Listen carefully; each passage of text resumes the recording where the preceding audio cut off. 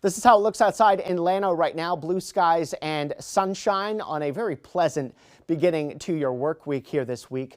A cold front that moved through central Texas over the weekend has stalled to the south and southeast of us, keeping the humidity away at least for one day. It's going to be working its way north as a warm front overnight that will be ushering back in the humidity, the cloudiness, and eventually helping to re-energize the atmosphere to give way to some rain and storm chances. So let me take you through your Tuesday morning. Clouds rush back in. There's a tiny chance for a sprinkle or a stray shower tomorrow morning, but mostly it's a dry morning. Sun comes out middle of the day. A lot of the afternoon looks quiet, but clouds may start to bubble up by late afternoon and squeeze out a stray shower or storm.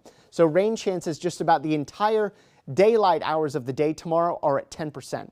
So most of the time we don't get a drop.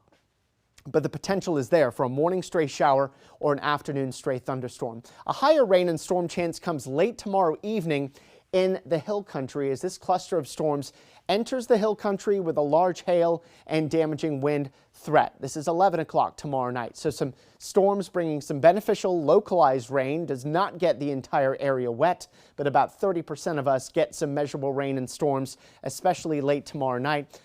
General signs have this cluster of storms weakening on approach to the metro, but if we're lucky, we'll get a little rain out of this as well. Then we go into Wednesday, and each day will have a lot of dry periods to it. But we also expect that each day will eventually see some showers and storms bubbling up in parts of the area, and these showers and storms will drop parts of central Texas some rain, some potentially large hail and damaging wind each day. We go into Thursday as well, more of the same. There'll be some showers and storms around at times, other times sunshine and long periods of dry weather. Timing out each round of showers and storms, which likely has an impact on the next round, is going to be a challenge. So each day, keep checking back with us. We'll have a much better idea about the specifics of especially the next 24 hours. So tonight, increasing clouds late, a warm night. Overnight lows down to 66. And then our day tomorrow, a mix of sun and clouds during the day. Clouds in the morning, increasing sun into the afternoon, a high of 89. There's that low 10% chance of rain during the day. That's up to 30% in the evening and nighttime, especially in the hill country. Overnight lows dropping to 68. Then rain chances on Wednesday at 60%.